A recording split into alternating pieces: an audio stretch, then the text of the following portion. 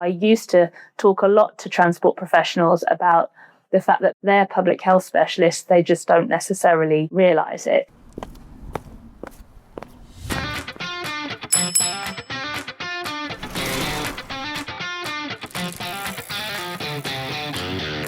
Hello and welcome to Season 2, Episode 8 of the Squeaky Wheel podcast. We speak with leading influencers about policy, industry and more across cycling, walking and all other forms of human-scaled mobility.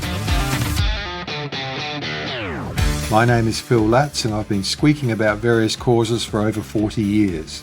And I'm Irene McAleese, co-founder of the cycling technology and data company C-Sense. And we're on a mission to help more cities transform for cycling and micro-mobility using data.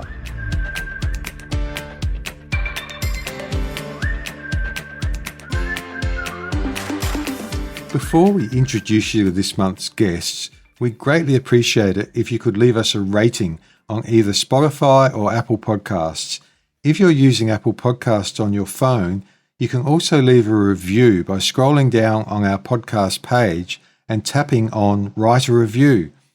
Your leaving a review would make a huge difference to our ranking in the Apple Podcast algorithm, which is the preferred platform for just over half of our total listeners. Thanks for your help. Phil, I saw Turn just introduced a warranty transfer program. What's that about? Turn bikes are built to last, and so is their support. The warranty transfer program lets current owners pass any unused portion of a bike's original warranty to the next rider through an official turn process. It protects the bike, boosts the resale value, and gives new owners peace of mind. That's a great idea. It's actually kind of a win-win, isn't it? So sellers are going to get more for their bike, and then the buyers know that the key parts, like the frame and the fork and the handle post, are all still covered. The what? What the heck's a handle post, Irene? Well, a handle post, it's basically the slidey bit on the stem that makes you put the seat up and down really easily with a lever. I think that's the right word for it. Yes. Now I'm enlightened. Thank you, Irene. It also works along Turn's 7-year warranty support program, which guarantees the availability of critical parts like batteries for at least 7 years after purchase, even if the bike changes hands. That's so interesting. What is the thinking behind these programs? Well, Irene, Turn thinks that as more people rely on e-bikes daily, they want customers to think beyond the sticker price and consider how service, reliability, availability of spare parts, and durability affect long-term value. Fantastic. Today's episode was recorded at the National Transport Conference, which is run each year by the Transport Professionals Association. Both the conference and the association have just been rebranded and relaunched by the organisation formerly known as the AITPM. Both Irene and I headed to Adelaide for this year's conference that ran from the 3rd to the 5th of September. I attended as a guest of the TPA to record this podcast episode, and I'd like to say a big thank you to Kirsty Kelly and Erika Giles, not just for their invitation, but their wonderful hospitality at the conference. Irene, you were there, both as a presenter and exhibitor. What were your impressions? I think it was a wonderful conference. Also my first time to Adelaide as well, so I was doubly impressed. It was great. I think there were over 500 people in total, and I think what I saw was just very professional, high standard level of the presentations, and also just a great vibe of this community coming together. It felt very inclusive as well, also for welcoming of new people. It wasn't just a cliquey kind of thing. It was very open and collegiate. Lots of the sessions had almost sort of working elements to them as well. So there were lots of small group discussions at the table. So it wasn't just a one-way download of information. So I thought that was great. Lots of opportunity for networking and chatting, built into the program, and good quality, presentations. So fantastic. I'm glad I went, and also looking forward to next year because it's going to be in Brisbane, my hometown. So very, very good. And I do hear that you might have taken up opportunity for something South Australia is famous for, which is wineries. Did you happen to do a bit of tourism activity? Yes. Although, and listeners might be interested to know, I managed to do it on public transport, which is exciting. I got a tip from one of the locals there that, yes, you don't need to fork out for an Uber or pay for an expensive thing. In the amount of time that I had, I was actually able to catch one of the local buses up from the city up to a town called Handorf, which was the German village. It was settled by the Germans a long time ago. And I actually walked from the Handorf village up to a winery, which was about half an hour. And I arrived going, they said, "Did you walk here?" I had a rather heavy backpack on. So yeah, I did feel it a bit later. But yeah, I did 17,000 steps that day walking around. Done. But yeah, it was great. And I did it was a great way to see it because I was walking past through the fields and there was a llama looking at me and a few other things. And you definitely wouldn't have seen that if you'd driven or been on a bus. So I had a doubly, cool experience. Yeah, got to see the markets there as well, which is the Adelaide Central Markets. Just seems like a foodie paradise, foodie and wine paradise. So I definitely want to go back and spend longer. But I'm glad I had just a little wee taste. So yeah, highly recommend that bus. The bus, I don't know what it cost. I'll have to look at my bank statement because you can literally just tap in with your bank card and hop off. So it's a good tip for anybody going to Adelaide, half an hour on the bus and you're up there and you can walk another half an hour and be at a world-class winery sipping wine. Oh, very good. I'm actually Barossa Valley German by descent on my father and grandfather's side. So that's all my home country, if you like. Oh, wow. Those areas, Beautiful. Handorf was a German town, as you suggest. I think one final thing I'd like to say about the conference was it was very strongly progressive and advocacy orientated too. And I wondered about that, but whether there'd be any backlash, but the more progressive advocacy style sessions, if you like, were some of the best attended, standing room only in a couple of cases. So it does seem to be popular, and that's very encouraging to me that this large professional organisation would be backing these ideas. And actually, I'd like to give a call out to Sarah Stace on that because one of our previous podcast guests, she ran a really well-attended session, which was just on that topic actually of how do you or can you be an advocate and a transport professional at the same time. And unfortunately, I wasn't able to go to that. And that's sometimes the problem with these conferences is that you see things on that are running concurrently. And I felt sort of duty bound to go to the data session that was on. Yeah. But yeah, it was, I think there was a lot of talk and a lot of buzz about that session. So yeah, well, I was lucky enough to go to that session and the room was packed and it was a great session. So, well, the data session was good too, I have to say. No offense to the other presenters that were on at the same time because I enjoy that. But yes, if you could split yourself and be in two places at once, sometimes that would be great at these conferences, wouldn't it? Indeed. So let's introduce our guests who were two of the three keynote presenters at the conference. So each morning they'd have an opening keynote in the main theatre before the conference broke out into its different sessions. We're also very happy to report that the third keynote speaker, Skye Duncan, who is Executive Director of the Global Designing Cities Initiative, is also happy to join us on the Squeaky Wheel. But because this is already an extra long episode, we thought it would be best to speak with Skye at a later date. So our first guest, Lucy Saunders, is a unique combination of public health specialist, urbanist, and transport planner. She has created the Healthy Streets approach, which is an evidence-based framework for decision-making at every level. Lucy works with organisations across the world adapting her approach to each context. Lucy is based in the UK and has advised a wide range of major clients, including the World Health Organisation and UK government departments for transport and health.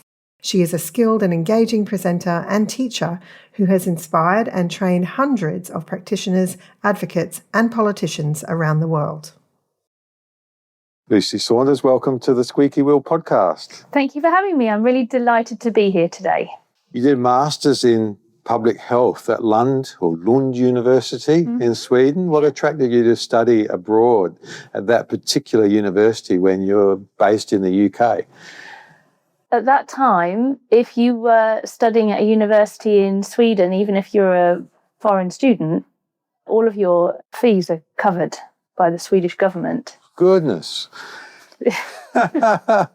I really wanted to live abroad, and I also had never been to Scandinavia, but had thought it would be a place that I thought I might really like. So all these factors came together, really. And it was really interesting. I lived on the border between Denmark and Sweden. So I lived in Sweden, but very close to Copenhagen.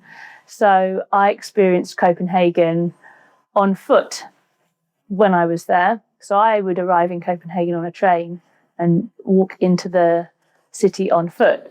And it wasn't a walkable experience at all getting from the train station to the city centre at that time, due to a lot of construction work that was going on and not as much of a focus on the quality of the walking experience as maybe many people might assume you would have in a Scandinavian country. So that was quite an interesting perspective, that my first experience of Copenhagen was on foot and it wasn't especially positive. Then years later, I went to the Velocity conference when it was held in Copenhagen, and I arrived and we all got given bikes to use during the conference. And I had the euphoric experience of cycling around Copenhagen on a bicycle and being able to cycle side by side in conversation and know at intersections that people were going to be thinking of you and looking for you. So that whole experience came for me later. My first experience of Copenhagen was on foot and very different to the experience that I had on a bike. Most of your career has been working in public health rather than transport, which is the more common background for consultants who talk about streets and transport and urban design to have. What unique perspectives do you bring from a health profession experience that may differ from the perspectives of a typical transport planner? Well, that's a huge question. I've always said I spent most of my career working in public health, but as the years roll by, I'm soon going to get to the tipping point where I will have spent as much time in transport as I did in public health. And certainly a big chunk of my public health career was edging towards transport. So when you first train as a public health specialist, you have to be skilled up in every aspect of public health and able to cope with any kind of public health issue, because most public health roles are very broad. You're given a population, so an LGA area, for example, and your job is to serve their needs, whether that be infectious disease pandemic, or whether it be a screening program for cancer, or whether it might be a behavior change program around healthy eating. So you need to know about all of these different aspects of public health and be able to cope with them, which is brilliant training because it gives you huge breadth. And you're trained a lot around making connections between different people and finding ways to get people to work together. And that was really a key skill set that enabled me when I went to introduce myself to the transport world to manage to get my foot in the door, I would say.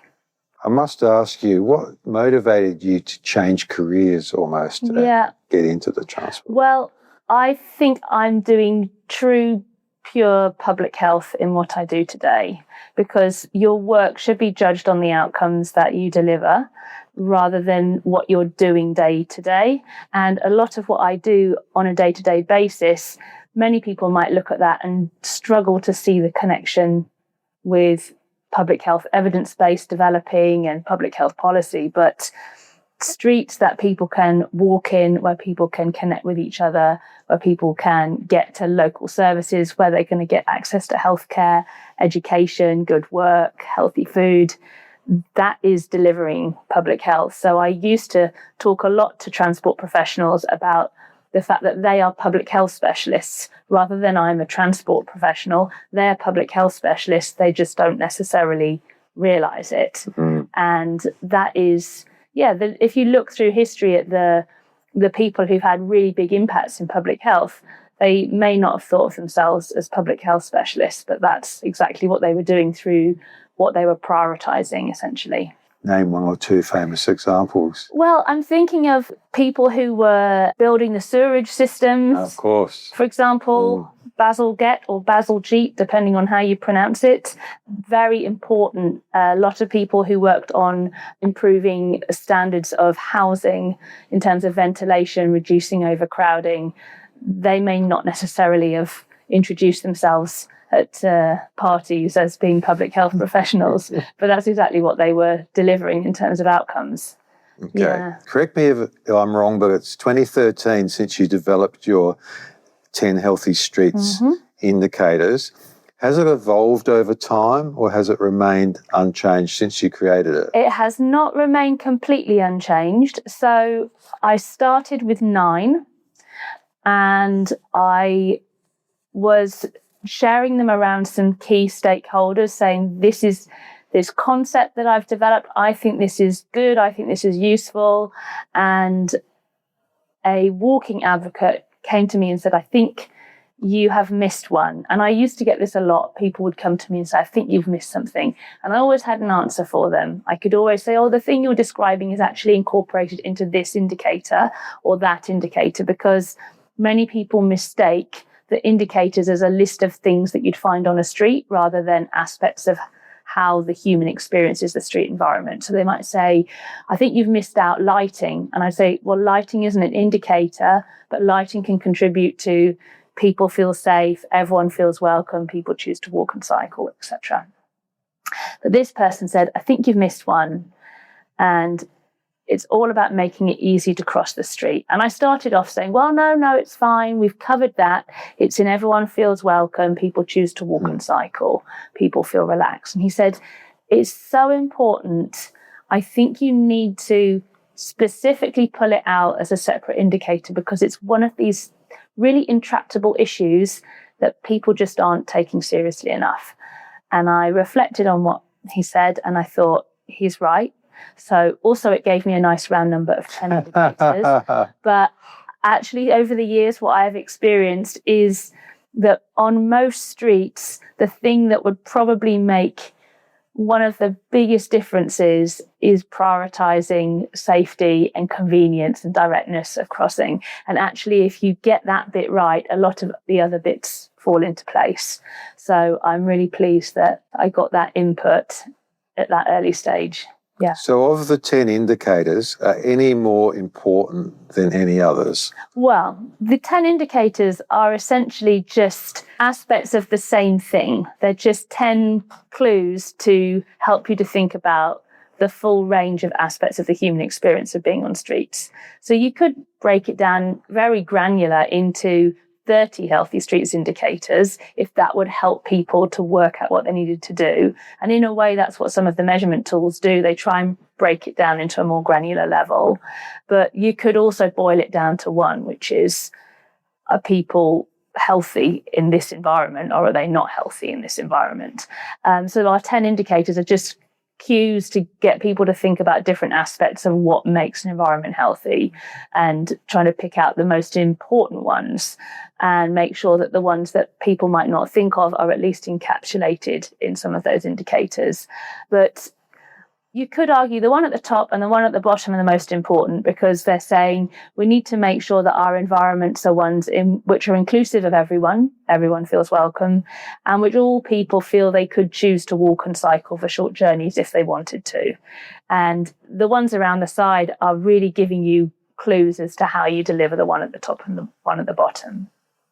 Very interesting. Your core consulting clients are councils, health and transport authorities. Yeah.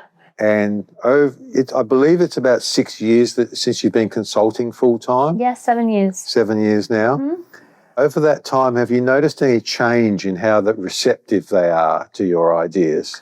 I think what I'm noticing is the places that are asking for healthy streets the range of places is broadening. I would say that maybe when people are first introduced to the concept of healthy streets, they might assume this is about beautification of city centre precincts, shopping precincts. And once more people know about healthy streets, they learn that this is about meeting basic human needs on all kinds of streets. And the way that we do it is different on different kinds of streets. And actually, when you do an assessment of your local government area, you might well find that your main shopping street is actually in relatively good condition from a healthy streets perspective, because there's been some real thought and effort gone into trying to make that a walkable place that people can dwell in. But it's all the routes into those centres that need the work on them. We don't want everyone driving to the city centre, shopping, and then driving home again. That doesn't lead to healthy lives and healthy places. So I think there's greater awareness now of what healthy streets will deliver. And as a result, a lot of places that might not have thought that healthy streets applied to them are now starting to say, we think it does apply to us. How can we do it in our place? So you're getting busier by the sound. I'm getting busier, but I'm getting more efficient. So the new Healthy Streets phone-based tools are there to help people do stuff themselves. So I make my tools so that people don't need to come to me. They can just get the tools online, do it themselves. And that's the goal to scale this, is to help more people feel, actually, I know what I'm doing. I can get on with this on my own, rather than feeling they have to come to me. My main goal is to do myself out of a job. That is my mission. By the time I retire, I hope I've already been put out of work. That will mean I've done a good job. Well, I'm sorry to say that I don't think you'll be successful in that, because you're such a good public speaker. Oh. Your keynote was fantastic. But getting back to the people you're consulting with, are they more inclined to tackle some of the indicators and not others? Are some easier than others to achieve? I think sometimes people think that's the case, but then they realise once we get into it that you can't really pull one indicator out and deal with it on its own anyway. If they're using any of the Healthy Streets tools, you can't do one thing and deliver an uplift in the Healthy Streets score. All of the things that you can do on a street are weighted against all the indicators, because the indicators are all connected to each other. So I've definitely had people who've thought if they're just putting in trees, then all they're going to be contributing to is shade and shelter. But of course, that's not just what trees would contribute to. They might help to mean that people drive more slowly and courteously, which might make it easier to cross the street. It might make the environment more relaxing if there's more trees and more animals and birds in the trees. The trees being there could also have required them to take out some carriageway space, which might mean that it feels like a more convivial environment for people to cycle in because there's slower driving. So any single thing you do is going to have knock-on impacts. And when you're thinking about where you're placing your trees and what trees you put in, you're going to have to start thinking about all the different factors that are involved. So it's an interactive ecosystem. It really is, yeah. So I think sometimes people think if we just change one thing, it will have one effect, but that's absolutely not the case. We're here at the National Transport Conference in Adelaide, and I was chatting to, let's describe them as a senior government official, and I mentioned that I was going to be talking to you. And they said, oh, could I ask a question? And I said, absolutely, and I've written this down. Okay. If a government has a certain budget, a finite budget, in other words, are they better off taking one street up to 100 or taking a lot of streets, say from 20 to 30 on your score, which, needless to say, and we'll put links in the show notes to all of your material if that's okay, goes from 1 to 100? They're absolutely better off spending their money on delivering small improvements on low scoring streets than trying to get a street to score 100. And this is advice that I give to everyone everywhere. Most of our streets are scoring very poorly, probably around the 20 out of 100 mark. And if you could just make some small changes to those streets, it will make a massive difference to people being able to use them. So the big gains are coming from adding in footpaths where there's no footpaths, putting in a safe crossing where there's no safe crossing. These are really basic fundamentals. And the key thing is that human beings don't just exist on one street. We have to move through places. So if you've got a neighborhood and you can make it basically walkable for people, and I mean in the most basic terms, in that there is a footpath, not walkable in terms of regular seating, trees, etc., but just to have a footpath and safe crossings through that neighbourhood will mean that not everyone is welcome in that environment and not in all conditions, but you are going to have a significant improved impact on your community and a great foundation that you can then build on later on. However, I would caveat that when you've got resources, you're not just in the idealistic situation of we have a pot of money and we can spend it how we want. Sometimes you're having to spend your money to make the case for securing more funding.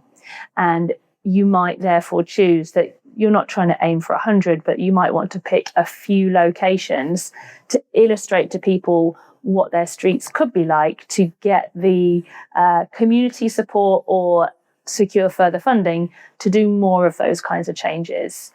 So from a purely evidence perspective, small increments from low scores is best. But in terms of what is going to buy you permission to do more in the future, you might choose to pick streets that are scoring 60 and trying to get them up to 80. What are your biggest roadblocks usually to getting your ideas accepted and actually implemented on the ground? It's different in different places. Should we talk about Australia? We can talk about anywhere in the world that you'd like to talk about. I think probably most interesting for this conversation as we're here in Adelaide is to talk about Australia. I think there is still a really long way to go just to raise people's expectations of what their street should be providing for them in terms of their basic needs. And when I've been using my tools to ask people subjectively, how do they rate their streets? Many people think their streets are not too bad. Superficially, they look often beautiful and certainly okay. And so therefore, it's a surprise to them when we then measure the key factors of what makes a street accessible, and they find, well, yeah, there is a footpath, but it's not actually wide enough for two people to pass. And it's certainly not wide enough to also have kids riding bikes on and people using mobility aids. They see that there are some trees, but actually they're not providing useful shade or enough shade for the heat of summer. There are some crossing facilities, but actually you're often not given enough time to cross the street, or you're not confident the cars are going to stop. So I think for Australia, one of the biggest challenges is having that conversation with people about what they should expect their streets are providing for them. In the same way that they expect that when they turn on a tap, the water that comes out is clean and safe for them to drink, they should expect when they step out of a doorway that the street that they're entering is a healthy environment for them to use. You spend time public speaking and training and consulting. Which activity occupies most of your time these days? Training occupies most of my time because actually it's when you get down into the detail of working with an organisation, all the processes that need to be tweaked and all the people who need to make adjustments to how they do things and what they prioritise. That takes a lot of time, but that is the most important part of delivering change. So often I've found that organisations will grasp the concept of healthy streets, they love it, it's in the policy, there's some great strategies set up, and then that big piece of work of, on a personal level, engaging each practitioner in what does this actually mean for how you do your job differently, that doesn't happen. There's an assumption that once it's written in the documents, it's just going to all come forward. It doesn't work like that. Each person needs to have that opportunity to reflect on what does this mean for how I do my job, what different skills might I need, or what different people might I need to connect with, or what tools do I need to be using. That takes a lot of time. So that is why that is a big part of my job. One of the bits that's most rewarding for me is people identify problems through that process that they need a tool for, and then I work with them to develop a tool that will help them. So to take an example, an area that really excites me is an area called asset management or maintenance. And it's essentially a program of works that goes on throughout the year, every year, across all the streets in every LGA area to make sure that the roads are smooth, that they're draining properly, that they're appropriately lit, that the trees are cut back, that the footpaths are in good condition. And these programs, they're often not receiving the level of focus or resourcing that they could do, because politically it's often more exciting to talk about investing in building new things than investing in upgrading or improving what's there. I do work with a lot of maintenance teams around the world, looking at within their program and their resourcing, what can they do that might save them money, might reduce the outlay of fixing things for them. And they have the potential to deliver huge improvements across a large area very, very quickly, much more quickly than we can deliver with a total street upgrade where we're digging it out and laying it all out from scratch in a different way. That can take 7-8 years sometimes, whereas your maintenance team can switch their program overnight and be doing different things just by prioritizing different elements of their program. So I work with them to develop their own bespoke checklists and their own method, where instead of driving the routes, looking out the windows for things on the road that might be broken, they're walking the routes or cycling the routes and identifying accessibility issues or problems with lighting over footpaths that they wouldn't have noticed with their old methodology. So they might put in some more lights or put a curb ramp in or smooth something out. Yeah, exactly. Plant a few more trees, and they can do that within the maintenance program rather than some big capital works program. Yeah. Yeah, very interesting. We're in Adelaide and we're at the National Transport Conference. What have been your impressions of both the city and the conference? So I've never been to Adelaide before. It's one of the few cities. I have never been to Canberra. I've never been to Hobart, but all the other major cities I've been to now. And I can see differences in terms of Adelaide compared with everywhere's got its own unique look and style. I haven't truly seen Adelaide though, because I don't think you can get a good sense of a place from just walking around the city centre. You get a skewed view of it. I have been out in a car into some of the outer parts, but haven't really walked the streets. So I wouldn't want to draw too many conclusions about what the lived experience for a person in Adelaide might be like. But in terms of the conference, this is my first transport professionals conference in Australia, and I've really been pleasantly surprised by how progressive the thinking is amongst the people who are attending the conference. Everyone seems to have a very shared understanding of what the challenges are, and also some case studies already and some precedents of things that they can be doing differently. So I think everyone will be leaving with practical ideas of what they can do next, which is, for me, the kind of conferences that I like, where it's not just theory and inspiration. It's about, okay, well, what can I start doing on Monday morning?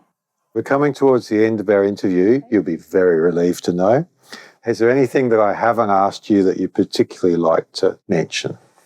Oh, roundabouts. Can we talk about roundabouts? We can certainly talk about roundabouts. So one of my big challenges is roundabouts. Coming from the UK, we are putting quite a lot of work into removing the roundabouts that we built decades previously. It's an extremely expensive thing to do, and we find the cheapest possible workaround that we can get. And I'm going to say why we're trying to get rid of roundabouts. When a person comes to an intersection, a basic human desire is to get as far into the middle of the intersection as possible and have a look around and look at what the options are and see what everyone else is doing. So this is just a basic thing that human beings like to do. And a crossroad intersection, a tight crossroad intersection, enables humans to do that natural thing of walking right to the point of the corner, and then they can see where their options are in terms of different routes, and they can see who is doing what down those different streets. Also, when you get to the corner of a tight intersection, it's the place where you're most likely to bump into another human being, and you have room there to stop on the corner and talk to them, interact, etc. So street corners are very, very important places for people to work out where they're going, so wayfinding, to interact with each other, and also to pause and stop on their journey. When you put in a roundabout, you take all of those corners out and you hollow out the whole intersection so that the people who are coming on foot can no longer do the things that they want to do at an intersection. It also means they have to walk the longest possible route round because they don't get to cross at the narrow point in the centre. And they have a lot of very difficult crossings over slip lanes that they have to negotiate. So roundabouts are really problematic for people on foot.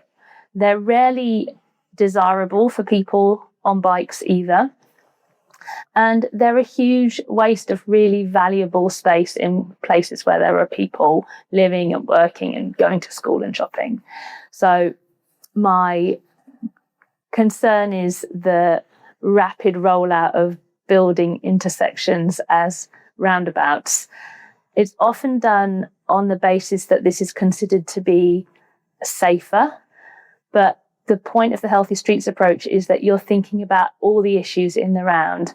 And while a roundabout intersection on a long straight road may be safer in terms of car-on-car crashes, a much more holistic approach would be to slow vehicles on the approach to the intersection through things like narrowing the lanes, putting in cycle paths, widening footpaths, adding trees, adding seating. All these things help to slow the vehicles on the approach while delivering all these people benefits.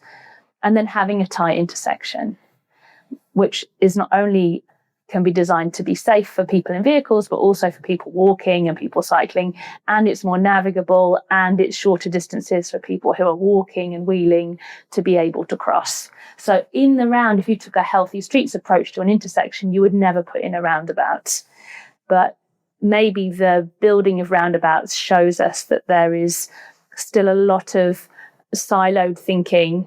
And when people are trying to do a good thing to make a junction safer or intersection safer, what they do is they think about one element of what's important to people, which is safety in cars that are approaching intersections at speed, and not thinking about the whole situation in the round. Well, you've shocked me. I had no idea that Britain was actively in the process of chucking out its revered institution of roundabouts. So I've learnt something today. Well, Lucy Saunders, thanks for squeaking. Thank you for having me. Irene, what did you make of Lucy? Have you had any past interaction with her Healthy Streets approach? Oh, great interview, and definitely a great speaker as well at the presentation. So yeah, I think what Lucy does is brilliant in terms of distilling down lots of complex ideas into what is, a methodology or approach which makes it really applicable and simple for people to start thinking about how health can be incorporated into transport.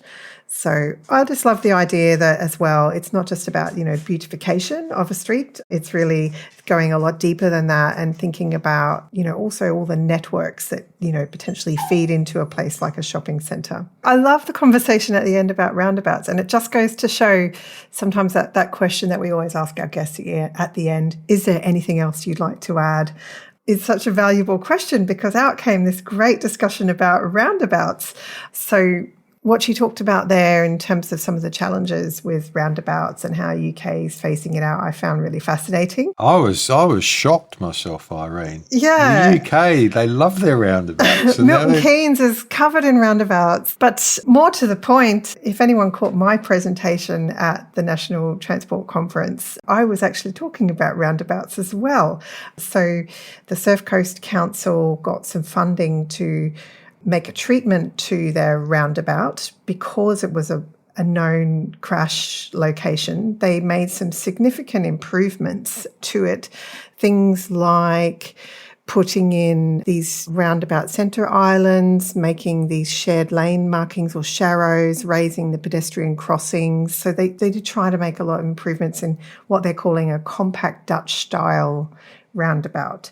So while, as Lucy's saying, there are some challenges with roundabouts, what we were able to show with the C-Sense data was that the changes that they did make, which I think incorporate a lot of the concepts as she was talking about narrowing that area where the cyclists and the cars are interacting, did actually show an improvement in the experience for cyclists. So we were able to show that change reduced swerving by like 60%, reduce braking by 50%, and also improve the quality of the road surface as well by 50%. So all of those things we know make it safer for cyclists. So yeah, that was a bit of a standout for me at the end, that discussion on roundabouts. And also I did like with her methodology as well, that question you asked about which ones are the most important, and you had the inclusive The top and the bottom. Everyone feels welcome and people choose to walk and cycle are the key ones. Walk and cycle at the bottom, and the safety of that and the directness. Yeah. And We'll link to her information, including her lovely, colourful 10 Healthy Streets indicators in the show notes. So we'll move on now to our next guest, which is Giles Perkins. For such a high-level expert and deep thinker, Giles is extremely modest and approachable. In fact, we were having such a nice chat when I was setting up. I forgot to welcome him and properly introduce him at the start of our recorded interview. So I apologise to both Giles and our listeners for my rudeness. And Irene, could you please give a proper introduction to Giles? Okay, no problem, Phil. I'm very happy to do that. So Giles Perkins leads WSP's Future Mobility team in the UK and has over 34 years' experience in the futures, transportation planning, digital and intelligent transport sectors. He has worked in the public and private sectors as a senior client and director-level consultant and has led major projects across all modes. Giles is a recognised expert in the field of future mobility, transport and zero-emission mobility. He is a strategic thinker with an in-depth appreciation of the challenges facing all modes of transport resulting from disruptors, both within the transportation realm and wider socioeconomic changes which influence it. Among many senior roles, Giles is a board member of the National Centre for Accessible Transport in the UK. You're an expert in future mobility. Understanding that this is a huge topic that you could speak for hours about, if you had to select a few key predictions that particularly relate to active transport and human-scaled mobility, what would they be? I think, don't believe the hype. For me, I've worked in all modes of transport. I used to be an amateur competitive cyclist, so I was the guy doing 5,000-6,000 miles a year in training. I think technology advocates would have us believe that technology is going to save us. Everything has to come back to that human scale. It has to come back to my trip. It will come back to what's the best mode or sub-mode that suits me. So whether it's riding as a cyclist and on an individual bike, or whether it's a cargo bike to take kids to school. We've got so much choice, but it still comes down to the individual. I don't think technology per se is going to change much. The simplest is the best, and choice is massively important. So whilst I deal in technology and futures, I am quite skeptical about technology and futures because we get a lot of product being led by people that are advocating the product rather than the outcome. It perennially concerns me that, as you heard in my keynote earlier, everything comes down to us as individuals and what makes our life better, or the perception of making our life better.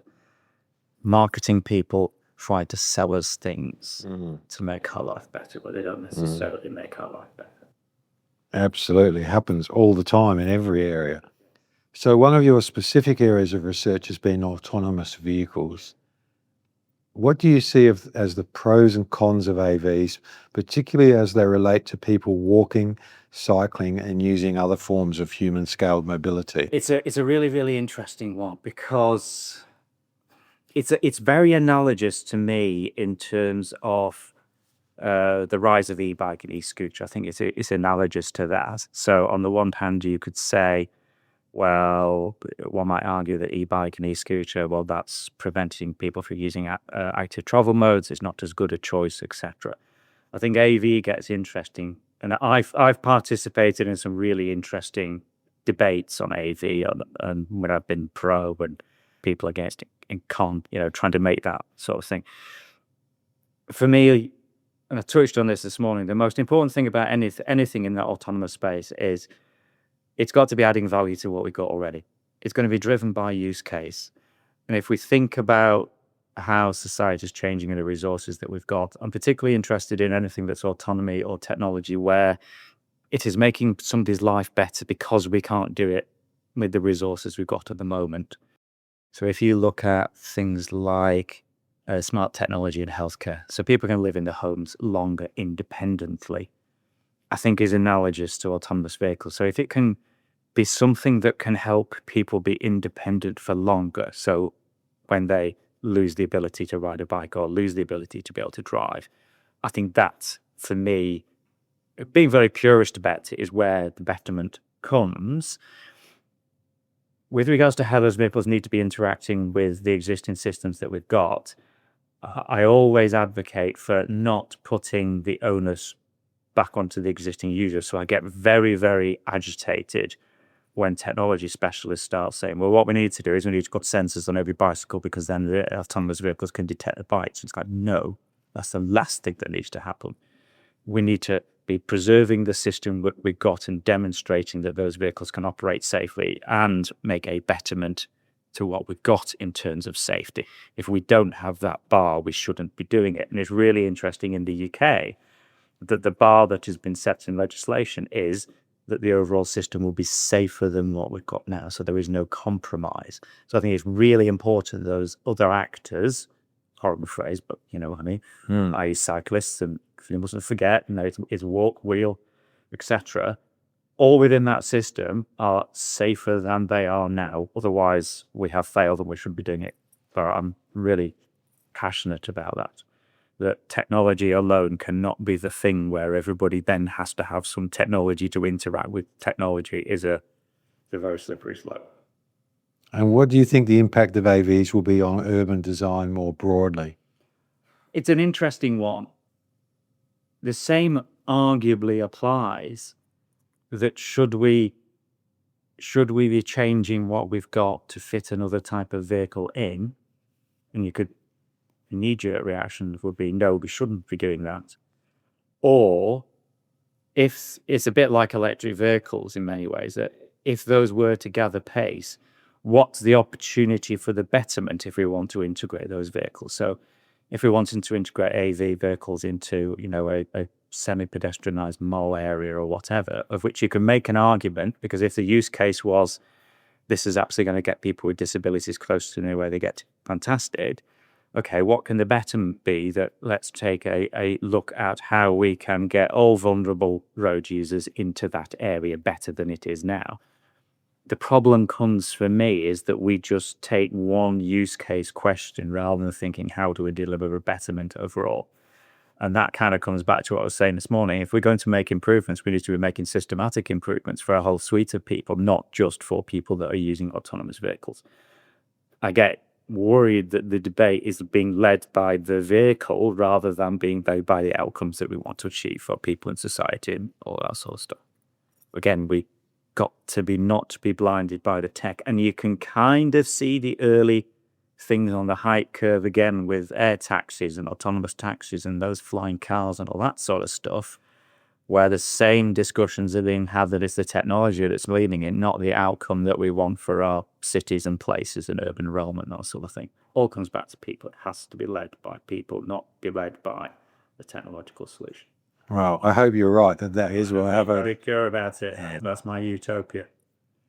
And do you think it's reasonable for me to suggest that AVs and other new technology, such as connectivity of motor vehicles, have hijacked the term intelligent transport, when the most intelligent transport of all is the simplest and oldest, i.e. walking?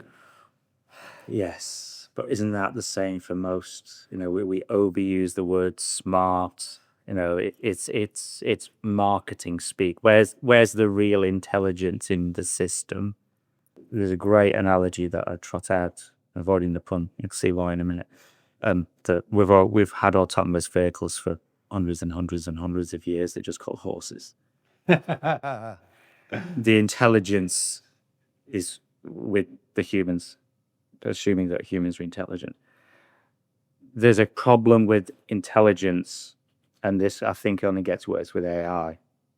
And you can see it in, it's been a particular conversation in the mobility as a service sector around where biases come in. So when you're inferring that something's intelligent, it's like, okay, well, if I unpack that system evidentially, somebody somewhere is making a value judgment over whether thing A versus thing B, whether that data has intrinsic value over something else, and what are the biases within that system. So I do worry about where the biases are if we're saying that something is smart, because that's a black box that no one can interrogate. Is that being driven by a desire to increase throughput, or is it a desire to reduce carbon emissions, or is it a desire to do something else? Those are all weighted arguments that aren't being discussed in the round. So that's where I worry when things are bandied around intelligent, smart, etc. It's like, well, on whose terms? On what metrics? Are you wanting that to be a social outcome? Are you wanting that to be an environmental outcome? Are you wanting that to be an economic outcome? Because you can apply that intelligence to any of those metrics, but then there are disbenefits and counterfactuals to all of that. That's where I get concerned. It is, I would argue, and I'll caveat this again, I am an enthusiastic futurist, but who is heavily skeptical of technology, because it needs to be led by the human experience, the philosophical experience, the sociological experience of it to deliver benefits. Otherwise, we end up with real terrible unintended consequences. Very interesting. I love this fact that you're a futurist that's a bit of a techno-skeptic futurist. That's skeptic. Almost an oxymoron, but... Yeah. Okay, I want to ask you a few questions about WSP and consulting. So you've had a 21-year career at WSP? I keep losing track. So I spent 10 years, nearly 10 years in the in the public sector, and then the remaining some 35 years, nearly 24, 25 years in consulting in some shape or form. So I've been a client and I've been a consultant as well. When it comes to transport and urban planning sectors in particular, how often are WSP's clients a government agency of some description at some level? So in the way that I do, so I'll talk about my team. I mean, WSP is a massive organisation, 80,000 strong, something 75, 80,000 people around the globe. In my little bit of the world, we work for all levels of government. We work for the private sector, so that could be developers, it could be transport operators, it could be investors. I also work in the charity sector as well. So I'm unusual that I'm across all three sectors. That obviously ebbs and flows depending on what we're doing. So a lot of my work is in the public sector, I work for transport, I work for regional transport bodies, I work for local authorities. But equally, one of our major projects is National Centre for Accessible Transport, which is in the charity sector. So I'm very lucky that I do get to have that, let's call it context switching, the perception switching continually, which I think is really important, that there are vested interests, there are different perspectives, there are different tensions that are always in play. There's a massive elasticity in transport planning jargon. How all those elastic bands are moving around and what's pulling what is what I find fascinating. And for me, I've been very, very lucky that I have got the ability to have those perspectives through the work that I do. A lot of people either just, you're a time-served public servant, fantastic, or you've been in your private consultancy all the time, fantastic, or you're dedicated in the charity sector. I think it is good to get perspective, but sadly not enough people get the opportunity to do that. I've been very, very lucky. I like your analogy of the rubber bands pulling, and that's really where I'm getting to. You do a lot of work in government, as you said. It's an important client sector. What is the potential of consultancies such as yours to shape the final outcomes of transport and urban design projects? So it's a really, really interesting one. And I've been asked a few questions this morning around, my keynote, and I was asked a question earlier, how often when you talk about this stuff to clients, are they receptive to it? I think it's that same sort of thing. As a consultant, it's interesting because I have a huge amount of latitude, and my team has an awful lot of latitude, in that we're paid to expose our clients to different ways of thinking. I think it gets really interesting in terms of timing, so that temporal piece. We might make a recommendation or we might say something, but the timing might not be right to implement that for a variety of external reasons. It might be that other factors have to be in place to allow that thing we've suggested to happen. So I think it comes back to that system thinking thing. We are exposing or trying to expose people to different ways of thinking that might unlock things. So I know, apologize for any Australian listeners now. So I talk a lot about throwing boomerangs out. And what I mean by this is, as a child, a lot of my family came from Australia, so I was bought a couple of boomerangs when I was very young. I had a very modernist one, which is like a 2-piece of wood, and I had a very traditional one. And I used to be fascinated with playing with boomerang in the north of England, where I grew up, under this thing. Once you got your technique, would always come back. So I always talk to my team and say, it's about throwing the boomerangs out. They will always come back. Sometimes it might be weeks, sometimes it might be months, sometimes it might be years. The concepts that you put forward or the things that you suggest, as long as they are evidenced and factual and not emotional, which is this morning I talked about emotion versus evidence. He did. There's good chances that those things will come back. So it's not about necessarily, and this is how I kind of reconcile doing something which is very uncertain and that doesn't necessarily deliver immediate outcomes. The ripples take time to manifest. It's interesting listening to talks about electric vehicles. Everyone's saying, electric vehicles, it's all going so fast. It's like, no, it's not. We're 10, 15 years into this so far. These things take time. Everything takes longer than people think it takes. As I touched on in the keynote, the internet really only got commercially viable 95, 96, and now we're only at the stage where you could claim it was ubiquitous, and it's still not ubiquitous to everybody. We emotionally want to think things are quick, but they're actually slower than we think. And so it's about exposing people to different ways of thinking. It's about saying, how might these things fit in the future, but recognizing that this is only part of a massive, well-established system that's been built over the last several hundred years. Thinking about that internet example, it's taken us 30 years to get to the stage where it's almost in everybody's pocket most of the time, but then you actually look at the data, there are huge amounts of society that don't use the internet. So we just all, back to this healthy skepticism. Nothing's going to change overnight, but things need to change. There's a dichotomy in this of how we approach it.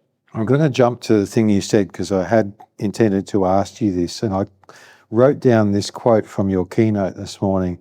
We've got to be evidential, not emotional, Yes. You said. How can we achieve this in today's post-truth alternative facts world? Yes, it's a really interesting one. I think there is a tendency, and what I mean by that, and I do say this, evidence versus emotion, an awful lot.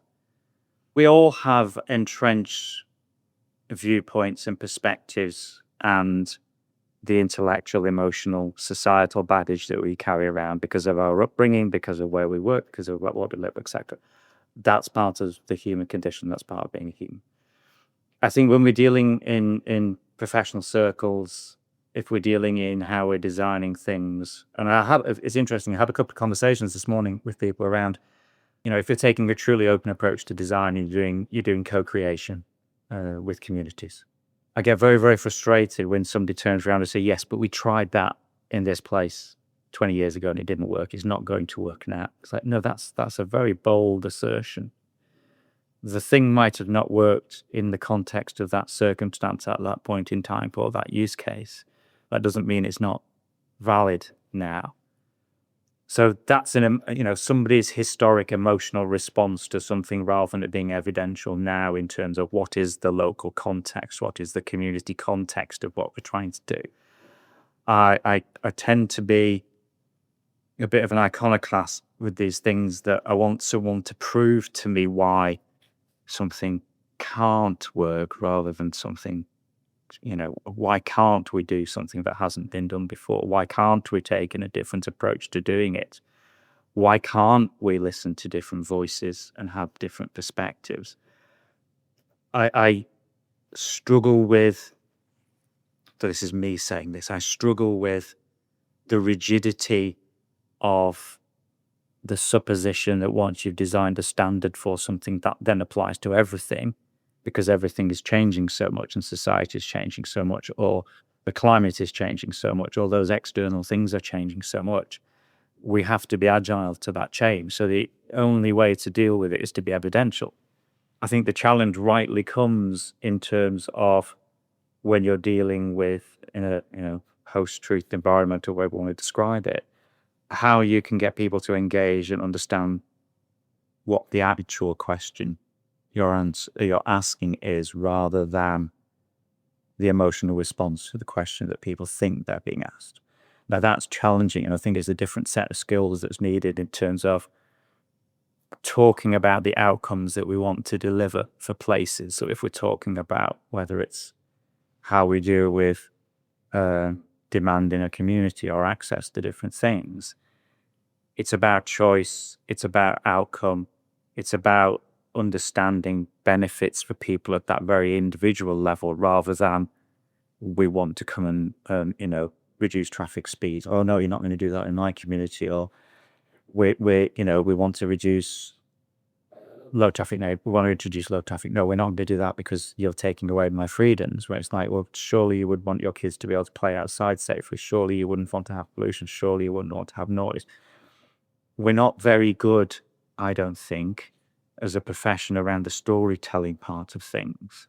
And I think we need to go back to how we tell stories and how we engage with communities in a very visceral and engaging way, rather than an imposing way, which is come and have a look at our plans and tell us what you mean, rather than we want to co-create within your community to give you better outcomes so you have a better value of life, or your life has better quality.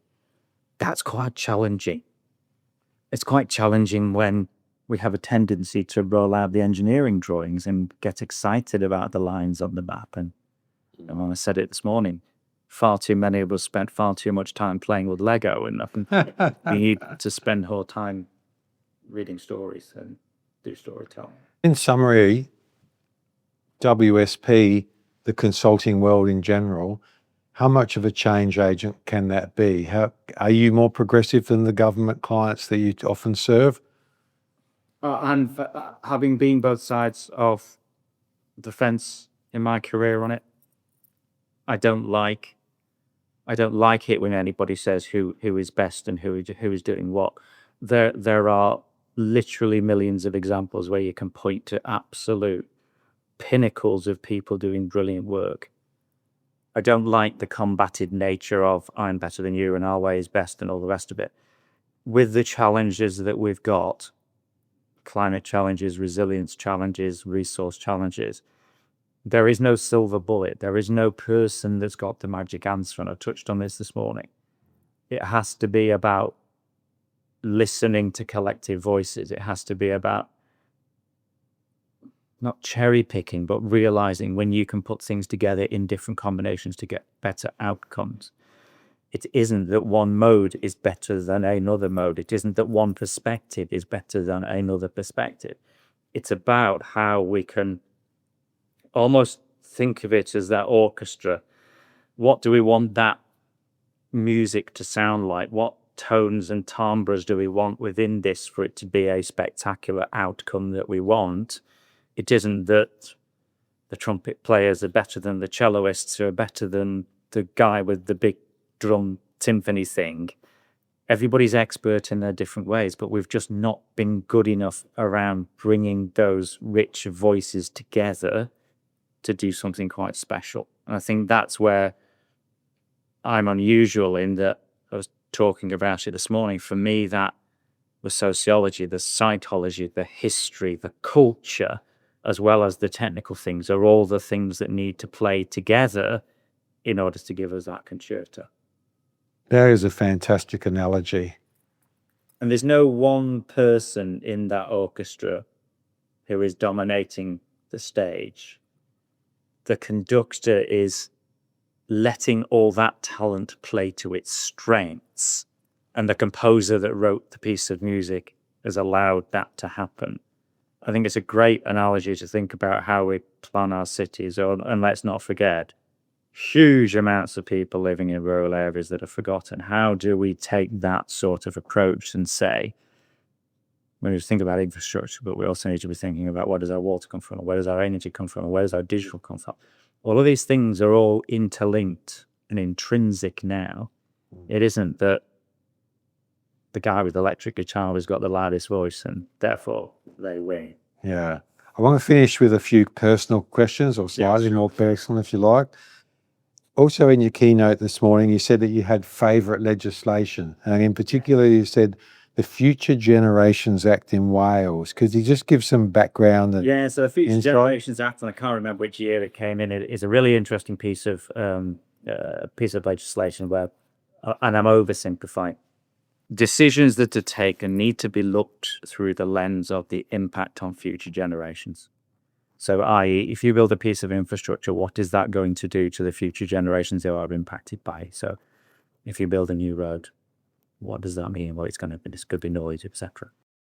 It's a very interesting set of lenses to look through, and you could apply it to a piece of infrastructure, you could apply it to digital, apply it to all sorts of things, in terms of saying we have a responsibility to the system that we've got now in terms of imposing change upon that system. There will be unintended consequences of what we do. So it's a slightly more harmonious way of looking at change. It's very, very progressive in terms of it forces you to think through that different set of lenses, which is, I was quite provocative this morning in saying who's under 30, who's under 29, who's under 28. One person in the room who is 24 or under, which absolutely horrifies me. That the very people that we are designing for aren't in the room. The very people, their children, who aren't even born yet, are the people we will be impacting, but we aren't thinking expansively enough in terms of what are we really doing? What are the trapdoors? What are the bench traps that we are building in? That somebody downstream is going to go, oh my gosh, why did they do that? Yeah. You're the founder of the Cheshire Clarion Cycling Club. Oh, you are, yeah. So I was. So, So you've done a deep Google. I founded a cycling club when I used to live in the north of England, North Cheshire Clarion, as was. The basic proposition of that was I was a racing cyclist when I was younger. Went away, ate far too much food, put a lot of weight on, decided to go back to cycling, and then found that there were no cycling clubs that suited what I wanted, and there was no equity and inclusion in cycling at that time in the north of England. So me and a couple of other guys set up a inclusive cycling club. 3 of us founded it. By the time I then moved away to another part of the country, there were 320 people in that cycling club that was set up from scratch with the ethos of no rider is ever left behind. So we didn't leave people behind on rides, and we had the whole program to bring people in from being basic to being able to go in a club environment and ride. That club has now carried on, and, I'm still a life member of that club. There's young guys that have come through our youth section who are now on, at the national level, and there's one guy who's gone into professional cycling. So I still sit and observe what's happening and go, yeah, bam, we built that from nothing, an equitable cycling club that has got all sorts of people included. So, yes, thank you for that deep Google. You're welcome. Now, talking at the National Transport Conference, it's only half a day old so far, but what have your impressions been so far, both of Adelaide and of the conference? It was really interesting. The first thing that I always do when I get to a new city is go and geek out on the transport. So I'm a bit of a rail geek. So got on the train yesterday to go out to the National Railway Museum, which I really enjoyed. But I also enjoyed kind of going through lots of communities with English names. So the fact that Croydon is next to Cheltenham just made me chuckle so much. It was hilarious. But seeing the differences between the architecture and the vernacular in those different places, but also seeing how they had grown up in different ways and economically how they were doing and all that sort of stuff. I find it fascinating that that's still a diesel line, but other lines have been electrified. That's old rolling stock, there's new rolling stock. I travelled extensively yesterday by tram, looking at the tramway system. Love the fact that there's free transit in the centre of the CBD here, which is just, I think, is amazing. But then looking at, I've worked on tram schemes in the past, just that car seems to have great priority over the tram, which seems to be a bit of a missed opportunity. Really like how the historic bits and the green bits coexist with the newer bits of the city. And then checking into my hotel yesterday, and I'm very fortunate, I'm on the 19th floor of the tower block, and then opening curtains and seeing the green city laid out, I thought was interesting. And then I've almost got my city view of I can see everything moving around and seeing how it all works. So yeah, it's interesting, and a very diverse city from the back to people, culturally diverse. I just find fascinating. Irene, my co-host, would like to ask about a couple of things that you did mention in your keynote. So presumably you're comfortable talking about them in terms of having personal problems with mobility and degree of neurodivergence. So would you like to talk about that and how that impacts both your thinking and perspective? I've got orthopedic problems in my feet that I've had all my life. So a succession of operations to try and repair horrendously flat feet. That's we found as a kid I couldn't walk any distance. So I had an operation at the age of 4, 5, 13, various medieval interventions, which can only be described as taking bone from one bit of your body and putting it to some horrible, horrible thing.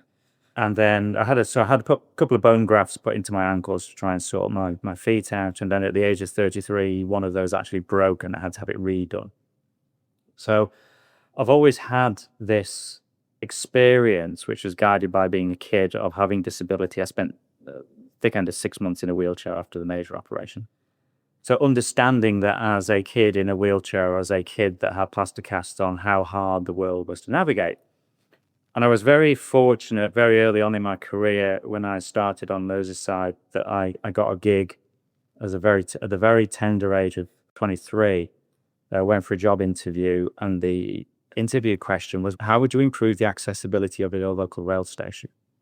Yeah. Which to me was like, oh, this is Christmas. So I just went off on one and skulked around. Here's my local railway station. It's got no lift access. And I got the job as a principal rail planner responsible for 78 stations on Merseyside doing access improvements. So I've always had this thing that it's really important. The projects I worked on, we developed the prototype of the first portable ramp in the UK for trains. And you see those everywhere at every station now. I ran the trials for the Department for Transport that developed the tactile paving standards for railway stations. So that thread has always run through my life. And now, as a board member for the National Centre for Accessible Transport, it's all kind of come full circle. What's been really interesting for me getting older in life is, I'm neurodiverse. I really suffer from particularly overwhelmed with noise. So I get overwhelmed in small spaces. My brain shuts down. Unsurprisingly, my neurodiversity is actually my secret power because I've got this expansive way of thinking, of taking in all of this data. So it's been quite a big deal for me recently to say, actually, how I perceive the world in terms of my physical mobility is part of what I do. How I perceive the world in terms of the skills that I've got, and I know what I'm good at, but also I know what I'm not good at, allows me to bring teams of people together. So I can do what I excel at, and other people can help me. So I'm a real fan of that real co-creation sort of piece. So it's an interesting thread for me because it's been something that's been a constant. And now as I said earlier, 58-year-old grey-haired old fart of a man, I'm able to join all these things back. Well, we're coming to the end of the interview. So my final question is always, is there anything I haven't asked you that you would have liked to have mentioned If not, that's fine. But is there anything you think, oh, I wish he'd asked me about that? I'll give you an anecdote. I arrived at Adelaide, found the bus, got on the bus into town, and the bus driver braked really, really hard. And I got flung to the front of the bus with my luggage and ended up minor injury. It was really interesting because the bus driver's immediate response was to say, to check that I was all right, which was fantastic. But then he blamed it on it being a hybrid bus. It's like, oh, this is progress, isn't it? Like, well, he drove badly. And I think it really brought it home to me that it's back to that system thing. How all the things interlink, that the transportation system, the guy driving the bus is just as important as the person that's designing the infrastructure. We tend to forget about human in the loop. It's back to your autonomous vehicle thing. If we take the human out of the loop, that's going to be a bit worrying because we forget about a human in the loop now. So let's, I'm always interested in how do we join all these bits together. Giles Perkins, thanks for squeaking. Thank you. Thank you for having me. I really enjoyed speaking with Giles. I found it refreshing to meet a futurist who has such a healthy degree of techno-skepticism. What stood out most for you in the interview with Giles, Irene? Yes, excellent interview, Phil. I thought you did a great job on that interview in particular, and actually a little bit too good without me. So I'll have to watch myself going forward. Don't say that. So look, no, I thought the discussion on the tech aspect was really, really interesting. I actually completely agree. Even though I work for a technology company, I completely agree with your idea that tech should be about making lives better. And I completely also agree that this should not be about putting the onus back on the existing user. In fact, having tech to interact with tech. And, this obviously brings to mind initiatives involving the V2X, vehicle to everything, bike to car, car to bike communication. And I've spoken about this at length on other podcasts with Carlton Reid, actually, and others. But yeah, our view at it on C-Sense, I think, really aligns with what Giles talks about here, because, essentially some of the problems with it is this tech is, it's not cheap. It's going to be a long time before it's rolled out into all the cars. And in terms of putting it on bikes, as I said, it's not cheap. It's also energy intensive. It's not going to be an obvious choice to put on bicycles, and therefore is not going to be equitable. So, yeah, I have a lot of concerns with that particular approach as well. And it's why we've taken the view at C-Sense is that we don't rely on the tech being on every bike. And in fact, the tech can be on a small number of bikes, but has benefits for everybody in terms of understanding the experience of the road user, and also being able to make it more equitable by being subsidised as well by the cities that we work with. So, yeah, I feel reassured that our approach is actually in line with what this leading. You've been endorsed by Mr. Perkins. I'm happy about that. And actually, broadly and I probably will need to put out a little blog of my own about this, but I loved his analogy of the orchestra. Yes. That was a great discussion to talk about. Your question was a little actually sort of more in context of private public consultancy, but I sort of thought about the role of technology in that as well. It should be, it's a lever that can be pulled, and there's also, it's part of the orchestra, it's part of a tool that can come together. So yeah, I really, really enjoyed Giles' discussion, and I also I thought it was wonderful that he was able to talk about his own personal situation with the neurodiversity challenges, but also the wonderful strengths that has brought to him in his role. Yes. We're coming to the end of our podcast, but as always, before we go, we finish with What's Up, a chance to tell you all what we're up to and any news you might be interested in. What's up, Irene? For me, I'm going to be down in Sydney next for the Mobility Live conference, and then Charlie Wilson, our new BD manager over in the UK, is going to be at a conference in Bristol coming up. So keep an eye out for that if you're a UK listener. Transport and Health. This is a really interesting conference bringing together those two worlds, which Lucy had talked about. So transport and health, and it's really showcasing lots of initiatives that are in that realm. Professor Ian Walker will be speaking there and others. So, yeah, that's exciting. We've got that, and we're going to be showcasing some work we've been doing there across Essex and Dublin in that space. So I'll talk about that a little more as it gets a bit closer. So they're the two sort of main things. And I have to admit, there's probably a lot else that's been going on in the world generally, but the last 2 weeks I've been head down at conferences. So maybe you can give a shout out about other things that have been happening more broadly, Phil. Well, I'm going to keep my WhatsApp relatively short. I've only got one event coming up, which will be at the end of October, which is Sea Otter, which is a multifaceted cycling festival to be held for the first time in Australia. But Sea Otter in the USA and Sea Otter Europe are massive events. And so looking forward to going down to that. There'll be an expo, there'll be a conference and so forth. Where is that? It's held at Bateman's Bay, which is the closest seaside town to Australia's capital of Canberra, probably an hour and a half away by car, and also about 3 hours south of Sydney. It's a lovely holiday destination, and there's lots of mountain bike trails there and mountains and ocean and beaches. So looking forward to going down. Sea Otter's huge in the US, I know. Yeah, about 70,000 attendees some years, 10,000 participants. Yeah, hundreds of exhibitors. It's more of a kind of B2C sort of there is a thing, quite strong trade element as well, but it's a consumer hands-on type event. Yeah. And finally, I'd like to relate a short story that finishes with a call to action. Last week, I read an article in the Open Road magazine with a headline, "Parking Prices Cripple Sydney." You might not have heard of this magazine, but it's distributed to 1.3 million households across New South Wales and the Australian Capital Territory who are members of the NRMA, which is the National Roads and Motorists Association. In summary, the article was bemoaning the lack of parking spaces across Sydney and advocating for more and cheaper parking. Like many of our listeners, I think the exact opposite is needed to make a vibrant, livable city. And my first response was literally to chuck the magazine into the recycle bin.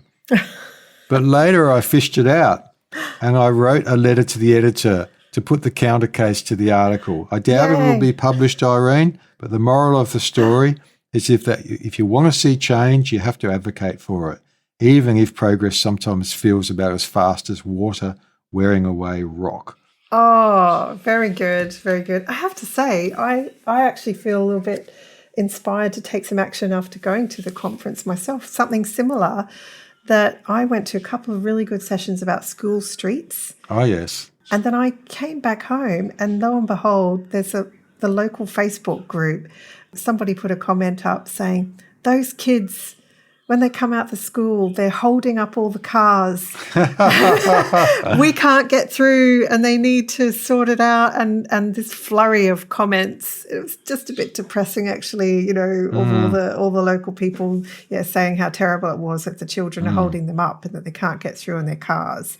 So I'm like, oh, no, okay, now I've got to do a local community advocacy thing here in my, because I'm not busy enough, but I'm going to have to take this one as well, because I cannot not have gone to that really good session. And I feel, and this is what Sarah Sace has said as well, it's like when you have the knowledge, you feel you have to act because, I mean, not everybody has the knowledge that in the education that we've been exposed to. And, so, yeah. I did it in Northern Ireland where I lived. I actually got the footpath widened, which went along the lock, which is the only access up to our housing development, and it was so scary and narrow. It had really high speed traffic. Unfortunately, it only happened after I left Northern Ireland. Oh, dear. But I said to Phil, you've got to go back and put a plaque on there for me, just like stick it in. And it's one of my lasting legacy for Northern Ireland. But yeah, no, you can't sit back when you see this stuff. I feel like you have to do your little bit. That's right. Yeah, that's right. Good on you, Phil. It'll always be difficult because you can't do everything, but at least if you do something. Well, we've come to the end of our podcast. Thanks for listening through to the end if you're still here. And if you've liked what you've heard, please subscribe via your favourite podcast platform. We're planning to release one new episode per month on the third Thursday of each month. Thanks very much for listening. And if you liked what you heard, please leave us a review or rating on your preferred platform. This is extremely helpful for us in boosting our algorithms, especially on Apple Podcasts and Spotify, which are our first and second platforms in terms of traffic. You can also find out more about the Squeaky Wheel podcast and contact us directly via our website, squeakywheelpodcast.com. We love to hear your feedback. Until next month, keep squeaking.